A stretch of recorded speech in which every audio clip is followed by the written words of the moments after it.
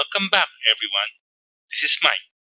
Today, we'll continue our discussion on respiratory disorders, diagnosis, management, and prevention. Our topic for today is pulmonary vascular disorders. We talk about pulmonary edema.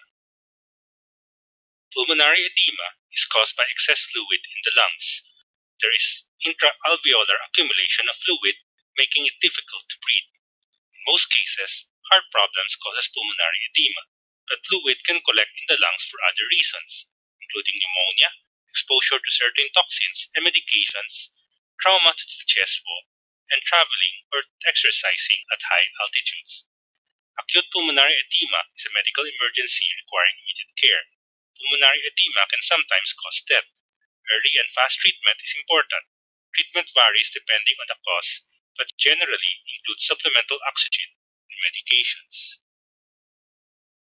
Signs and symptoms of pulmonary edema may appear suddenly or develop over time and depends on the type of pulmonary edema. Signs and symptoms of sudden acute pulmonary edema includes the following. 1. Dyspnea or extreme shortness of breath that worsens with activity or when recumbent. A suffocating or drowning sensation that worsens when recumbent. 3rd, a cough that produces frothy sputum that may be tinged with blood. 4th, wheezing or gasping for breath. 5th, cold clammy skin. 6th, anxiety, restlessness, or a sense of apprehension. 7. Cyanosis. Lastly, palpitations. Signs and symptoms of long-term chronic pulmonary edema includes the following. 1. Dyspnea with activity when lying flat. 2. Awakening at night with a cough or breathless feeling that may be relieved by sitting up. 3. More shortness of breath than normal when physically active. 4. Wheezing. 5. Rapid weight gain. 6. Edema of the lower extremities. 7. Fatigue. Lastly, new or worsening cough. Signs and symptoms of high-altitude pulmonary edema, or HAPE, can occur in adults and children who travel to or exercise at high altitudes. They are similar to those that occur with acute pulmonary edema and can include the following. 1. Headache, which may be the first symptom. 2. Shortness of breath with activity, which worsens to shortness of breath at rest. Decreased ability to exercise as before. Dry cough at first. Later, a cough that produces frothy, pinky sputum. A very fast heartbeat or tachycardia. Weakness. Chest pain. Lastly, low-grade fever. Signs and symptoms of high-altitude pulmonary edema tends to get worse at night. Let's discuss the pathophysiology of pulmonary edema. The causes of pulmonary edema vary. Pulmonary edema is grouped into two categories depending on where the problem started. If a heart problem causes the pulmonary edema, it's called cardiogenic pulmonary edema. Most often, the fluid buildup in the lungs is due to a heart condition. 2. If pulmonary edema is not heart-related, it's called non-cardiogenic pulmonary edema. 3. Sometimes pulmonary edema can be caused by both a heart problem and a non-heart problem. Now, how does the lung work? The lung contains alveoli that take in oxygen and release carbon dioxide with each breath. Normally, the exchange of gas occurs without problems. When the alveoli fill with fluid instead of air, it prevents oxygen from being absorbed. Now, how does the heart work? The heart is made up of two upper chambers, the right and left atrium, that receive incoming blood and pump it into the two lower chambers, the right and left ventricles. The lower chambers pump blood out of the heart. Normally, the oxygenated blood from the body enters the right atrium, then the right ventricle, where it's pumped through the pulmonary arteries into the lungs. There, the blood releases carbon dioxide and picks up oxygen as it flows by the alveoli. The oxygen-rich blood then returns to the left atrium through the pulmonary veins, flows through the mitral valve into the left ventricle, and finally leaves the heart through the aorta. The heart valves keep blood flowing in the correct direction. The aortic valves keeps the blood from flowing backwards into the heart. From the aorta, the blood travels to the rest of the body. What are the causes of pulmonary edema? Cardiogenic pulmonary edema is caused by increased pressure in the heart. First, it's usually a result of heart failure. When the left ventricle fails, it can't pump the blood out and pressure increases in the lungs. The increased pressure pushes fluid through the blood vessel walls into the air sacs. Medical conditions that can cause heart failure and lead to pulmonary edema includes the following. 1. Coronary artery disease. Plaques develop in coronary arteries due to atherosclerosis. A slow narrowing of the coronary arteries can weaken the left ventricle. Thrombosis in the narrowed coronaries can cause myocardial infarction and damages the heart muscle. The damaged heart muscle is no longer able to pump as well as it should. Second is cardiomyopathy or heart damage. This means the heart has to pump harder and pressures go up. The heart may be unable to respond to increased demand, such as exercise, infection, or rise in blood pressure. This can cause fluid to back up into the lungs. Third are heart valve problems. Aortic or mitral valve stenosis or regurgitation affects blood flow. The heart has to work harder and pressure goes up. If valve leakage develops suddenly, a person may develop sudden and severe pulmonary edema. Fourth is hypertension. Untreated or uncontrolled high blood pressure can enlarge the heart. 5. Other heart problems. Myocarditis, congenital heart defects, and arrhythmias also may cause pulmonary edema. 6 is kidney disease. Hypertension due to renal artery stenosis or fluid buildup due to kidney disease. And lastly, chronic health conditions like thyroid hemochromatosis or amyloidosis may contribute to heart failure and cause pulmonary edema. Non-cardiogenic pulmonary edema are pulmonary edema that is not caused by increased pressures in the heart. They include 1. Acute respiratory distress syndrome or ARDS. This serious disorder occurs when the lungs suddenly fill up with fluid and inflammatory white blood cells. ARDS can be caused by trauma, sepsis, pneumonia, and severe bleeding. 2. Are adverse drug reactions or drug overdose. Many drugs, ranging from aspirin to illegal drugs such as heroin and cocaine, are known to cause pulmonary edema. Third, are pulmonary embolism, which can cause pulmonary edema. Fourth, exposure to certain toxins. Inhaling toxins or aspiration cause intense irritation of the small airways and alveoli, resulting in fluid buildup. 5. High altitudes. Pulmonary edema has been seen in mountain climbers, skiers, hikers, and other people who travel to high elevations, usually above 8,000 feet or about 2,400 meters. High altitude pulmonary edema, or HAPE, generally occurs in those who don't first become acclimated to the elevation, which can take from a few days to a week or so. But people who live at high altitudes can get HAPE with no elevation change if they have a respiratory infection. 6. Near drowning. Inhaling water causes fluid buildup in the lungs that is reversible with immediate medical care. 7. Negative pressure pulmonary edema. Pulmonary edema can develop after a blockage in the upper airway causes negative pressure in the lungs from the intense effort to breathe despite the blockage. With treatment, most people with this type of pulmonary edema recover in about 24 hours. 8. Nervous system conditions or procedures. Neurogenic pulmonary edema can occur after a head injury, seizure, or brain surgery. 9. Smoke inhalation. Smoke from a fire contains chemicals that damage the membrane between the air sacs and the capillaries, allowing fluid to enter the lungs. 10. Transfusion-related lung injury. Blood transfusion may cause fluid overload in the left ventricle, leading to pulmonary edema. And lastly, viral infections like hantavirus and dengue virus.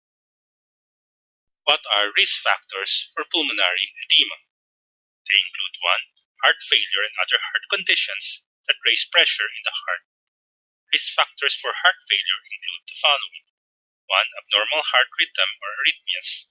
Alcohol use, congenital heart disease, coronary artery disease, diabetes, heart valve disease, hypertension. Lastly, sleep apnea. However, some nervous system condition and lung damage due to near drowning, drug use, smoke inhalation, viral infection, and blood clots also raise the risk. People who travel to high altitude location above 8,000 feet, 2,400 meters are more likely to develop high-altitude pulmonary edema, or HAPE. It usually affects those who do not first become acclimated to the elevation. And lastly, children who have existing pulmonary hypertension and structural heart defects more likely to get HAPE. Complications of pulmonary edema depends on the underlying cause. In general, pulmonary edema can eventually cause pulmonary hypertension. The heart weakens and heart failure ensues. Pressures in the heart and lungs go up. Other complications can include dyspnea, bipedal edema and ascites, pleural effusion, liver congestion, and hepatomegaly. Immediate treatment is necessary for acute pulmonary edema to prevent death. How do you prevent pulmonary edema? Prevention is by managing existing heart or lung conditions and following a healthy lifestyle. Reduce the risk of cardiovascular problems by taking steps to control blood cholesterol and blood pressure. This involves 1. Eating a healthy diet rich in fresh fruits, vegetables, whole grains, fat-free or low-fat dairy, and a variety of proteins. 2. Manage weight. 3. Get regular exercise. 4. Don't smoke. 5. Limit salt and alcohol intake.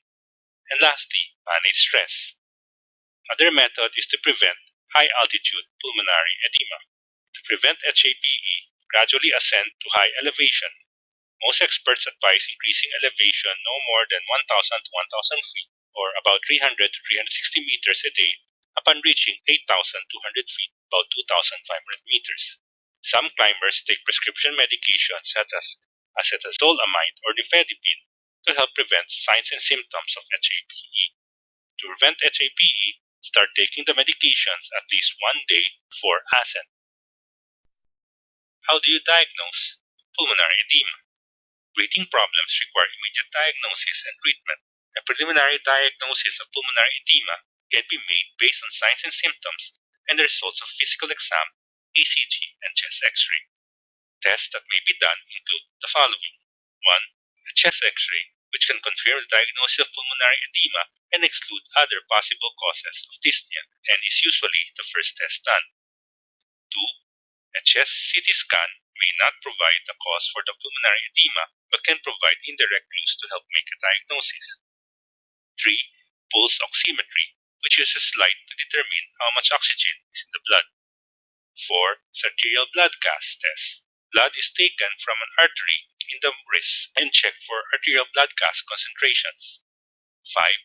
B-type natriuretic peptide blood test. Increased levels of BNP may signal a heart condition. 6.